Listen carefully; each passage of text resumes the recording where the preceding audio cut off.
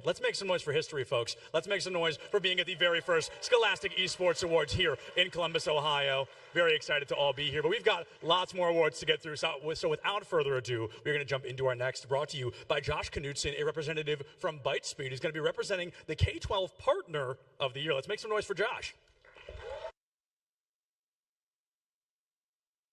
That's all right, thanks.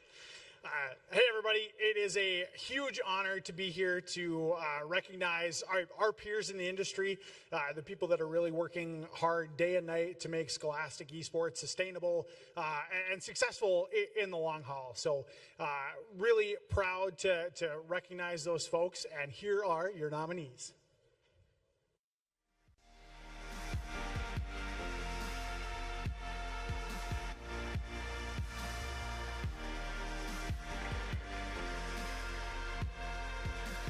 And the award goes to Epic Games.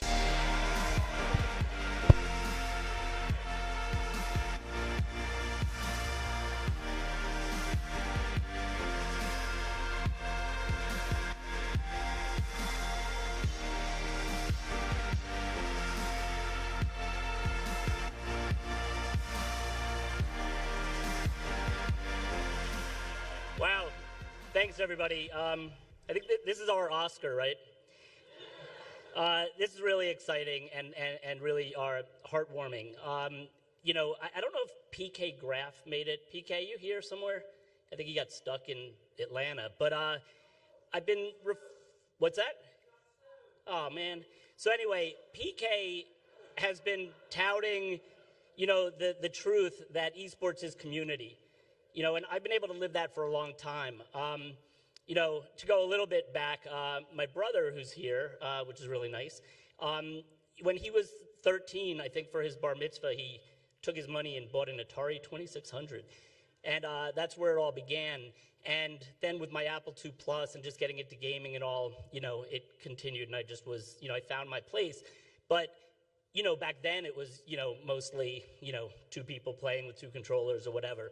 And about 30 years ago, my wife and I opened a computer training center where we did summer camps and after-school programs and things. And we thought we had this great idea to open as an internet cafe on Friday and Saturday nights, with the romantic idea in those days of sipping coffee and surfing the internet.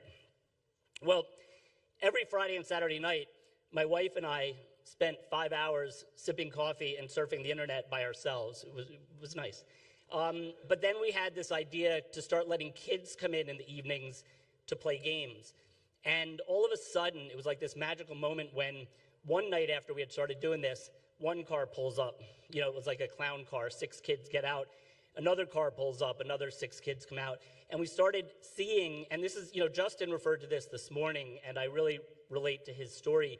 We saw this whole concept of affinity space that we often talk about come to life. And this was a place for these kids. It was this sleepy town. There was nothing to do, yet every Friday and Saturday night, these kids had a place. And then, you know, gosh, fast forward, I was a teacher for 28 years.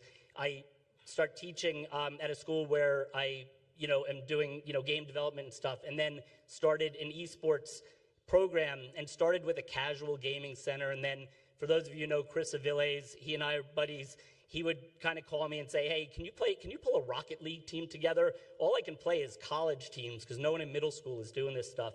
So, you know, I presented that to my kids. They were excited. You know, we got that going. He and I were lucky enough to get really involved with NASEF.